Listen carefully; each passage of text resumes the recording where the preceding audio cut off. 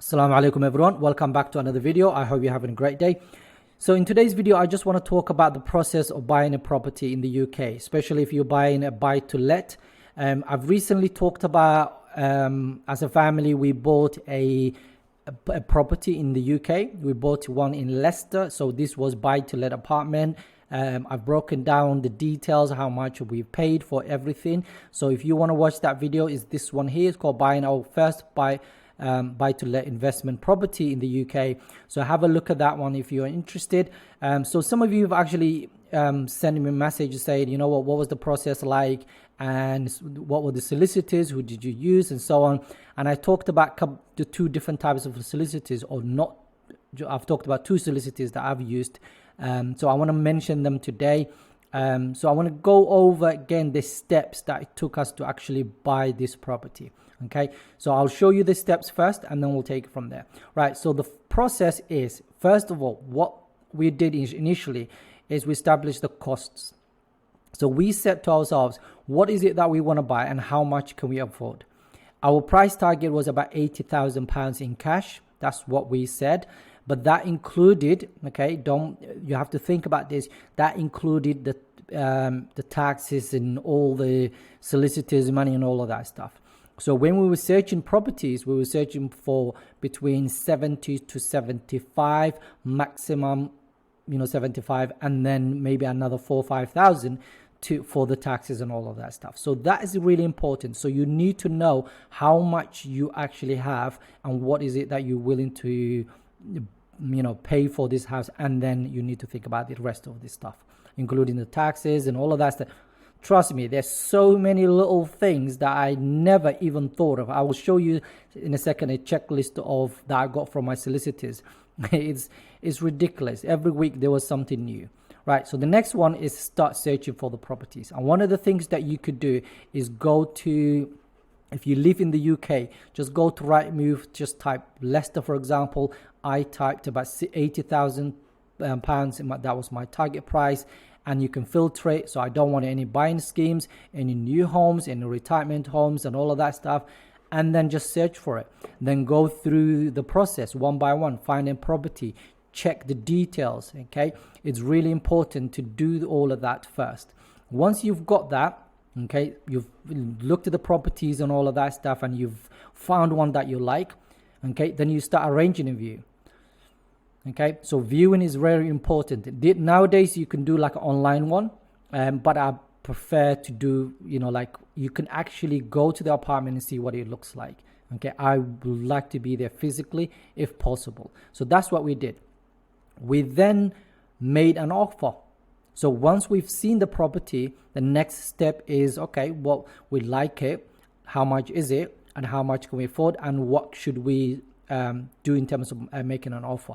When you're making an offer, it's really important, really important that you actually start from a lower price. So if they were asking, so our property people that were the one that we bought, it was on the market for £75,000. We started about, I think it was 68 or 68 and a half. Then they said no. We moved up to 69 and a half. Then they said 70. So it was the third actually offer that they actually accepted. It was £70,000. But initially, if I had offered 70 because they were looking for 75, okay, they probably would have said, yep, let's go, and probably I would have lost a little bit of money. So again, it's really important, okay. We lost one property. It was advertised for 75. We offered, that was one bedroom, because the one that we bought, it was a studio flat. So the one that we actually wanted initially was one bedroom, and it was in the same building. So we offered, we've seen it, I really liked it, basically where it was and all of that stuff. What the star side of the building it was, and it was easy to get to, all of that stuff, right? And we made an offer of £70,000. They came back and said absolutely no chance. I was like, okay, let's go with 72. Then they came back and said sold. So someone actually paid 75,000. So when I actually raised my offer, I said to the selling agent, how about if I raise it to 74? And they said, well, they've already accepted 75. I was like, wow, someone actually paid the full price, asking price. So it does happen. So try to negotiate absolutely as much as you can. The next one is, then once you've actually put the offer, then if they agreed, then you have a sales agreement. Once that's done, if you're paying a cash, it's straightforward. If it's mortgage, it's obviously different, okay? Then you have to get your banks and all that sorted. So once sales is agreed, okay, and you're both now on the same spot and you agreed on a price, then you have to find a solicitors as soon as you can. Sometimes it's actually good to basically have a solicitors in advance. I didn't, okay? I basically waited until we had an offer accepted, and as soon as that happened, I actually started looking for solicitors, okay? Once we've got the solicitors in place, then we now get a house survey. So then what happens is, so in this stage, your solicitors will then contact the estate agent. Then the estate agent will then basically contact the seller's solicitors, and the two solicitors will then take over from there. So they will then start negotiating, basically talking about whatever you've decided to do from there onwards. So they will start looking at the paperwork. Then get the house survey. So the survey is really important, especially if you're buying a house. If you're buying an apartment, is easier because there's not a lot to check, if you know what I mean. But if you're buying a whole house, there's a lot to check, okay? So get a house survey. Surveys, basically what they do is they go to the house and they look at the infrastructure. They look at they don't actually they don't touch the house or anything like that. They look at from the top. Okay, does the roof look okay? Does this look fine? And they look for dam and all of that stuff. So if there's something broken, if there's something isn't working, or the boiler has not been serviced, whatever it is, they will find it. It costs about 300 to 500, I think, for smaller apartments and stuff. And the price goes up, obviously, the more bedrooms you've got. Once you've got that, begin the conveyancing process. So this is where the two solicitors will contact each other. The two solicitors will start exchanging the paperwork. You then start giving all your, obviously, paperwork. By then you've given all your passport, all the details, all of that, bank statements. Bank statements. So you have to have the money, the cash, if you are a cash buyer, in the bank, and show bank statements, okay, for the last 3 months. And if the money has basically came from anywhere other than your workplace, then you have to prove it. It's really long, okay? Because I had some investment with my brother, and he transferred the money over, I think it was about £20,000 in June to my account. By then, it hasn't actually gone past 3 months, so I had to declare where I got the money from. Then I had to contact my brother. It was a long process, so you have to be careful. So if you're buying a property, keep the money in one place and make sure it's at least 3 months. You've got proof to say you've got all of that money in those there. So the beginning conveyancing process, all of that will happen. The solicitors will talk to each other.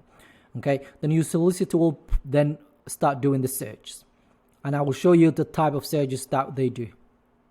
Now, so this is some of the things I was not happy with my old solicitors. They were really good, okay, when we were in contact or whatever, but I felt like they just wanted the house sold straight away. Because there was stuff that the new solicitors, once I moved over, if you don't know what I'm talking about, basically I had a problem with my first solicitors where they disappeared for almost whatever months, and I'll show you who they are and whatever in a second. But watch the other video just to how much it actually cost me to change solicitors, okay? So the new solicitors found a few things that we had to question. Okay, up until now, I actually have some of the cash that I paid for the house with my solicitors. So they're waiting for something to come through, okay, and then they will release that money. This is how good they were. They found something, they said, you're going to have to do this and that, and if you don't do it, we'll deduct this much money, and that money is now with the solicitors. I don't have to do anything. The house is mine. Everything is sorted. There's really nothing wrong with the house, but it's just one of the searches, just like a legal protection for me, basically. And that's how good they were. Okay, so they will do the search, they will find out stuff about the house, and if they find, so the local authority searches, this search, floods, and all of that stuff, the general stuff, they're not going to look at it inside the apartment. They're basically looking at the whole local authority kind of side of things. Okay, then it's to sign the contract. So you've done the search, the two solicitors are happy, things are going well, then you sign the contract. Okay. Once you sign the contract, that's the process of basically sending the money over to your solicitors and all of that stuff. So you're signing 1 million papers. Trust me, some days I'm like, I have no idea what these things are.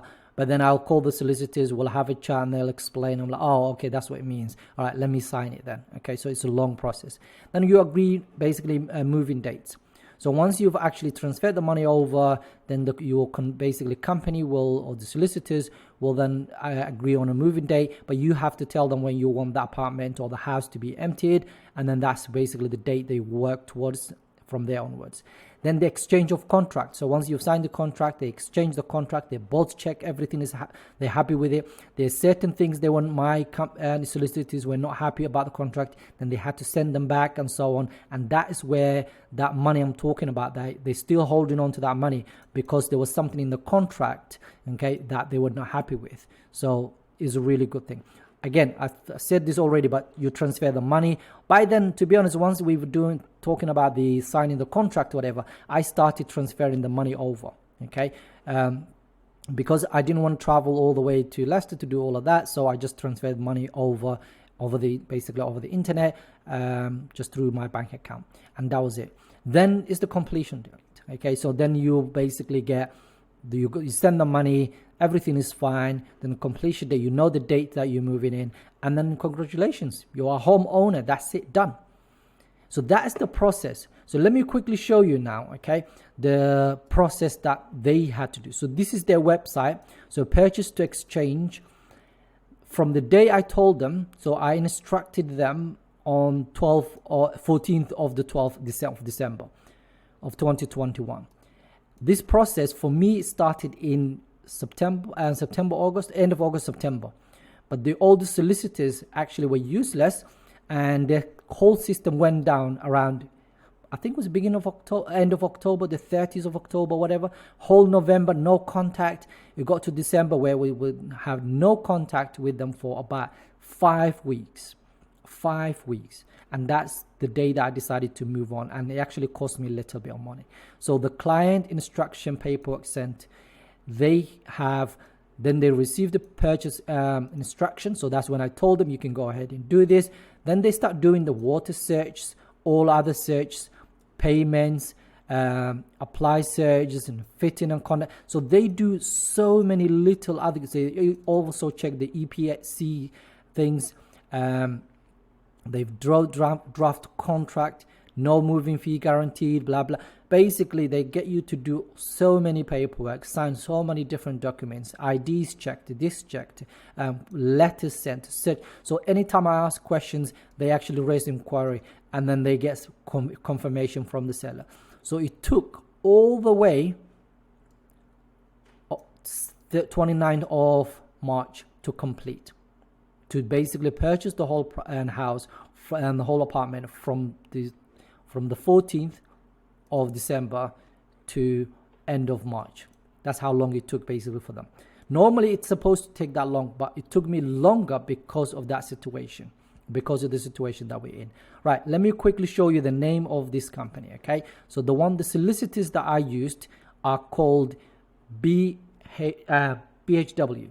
They really were very good. They have their own website, the one I just shared with you right now, where you can track everything. They have like a team of people. Basically, I don't work for them, by the way, so don't get me twisted. If anything happens, you're gonna have to find out whatever. But they have team of people that work within their company. They do the section I was dealing with is a conveyancing section, okay? But they do all sorts of things, and they are in the Midlands, so they're quite big company.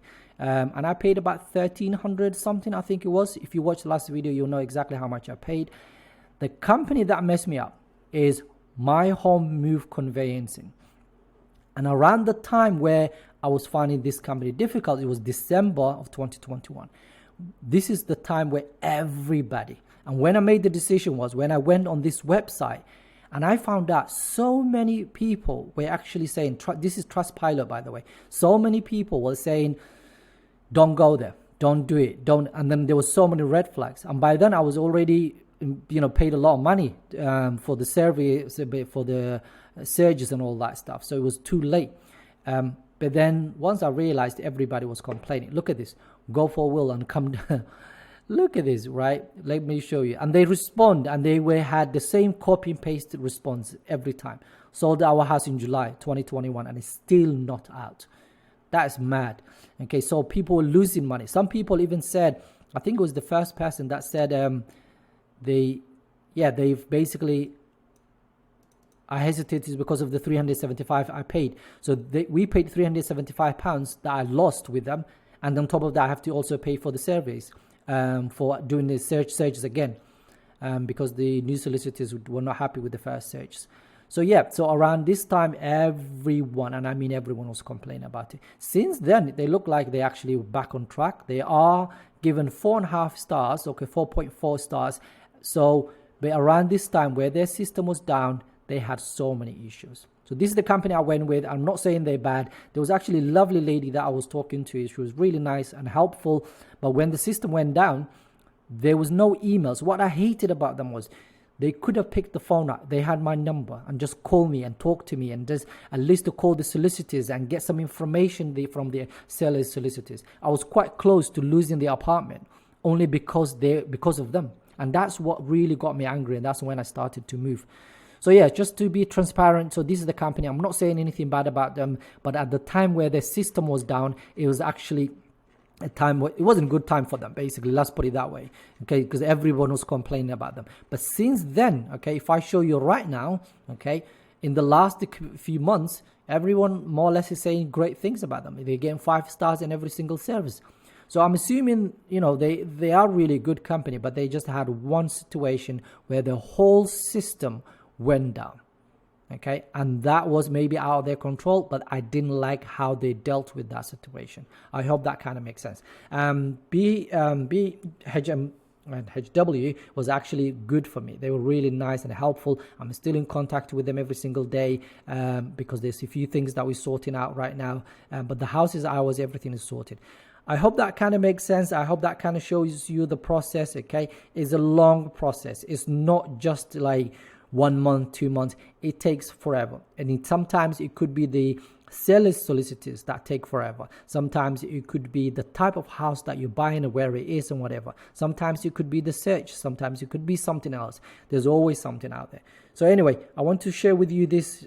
Like I said, I'm sharing my journey. I've already talked about how much it cost me, and I just want to share with you guys the process of buying a property, especially in the UK. Maybe in the US and Canada, maybe it's different. I don't know. Share it with us if it's as bad as this in the UK. In the UK, it's really long. It's really, really long. I hope you enjoyed the video. Assalamu Alaikum. Take care.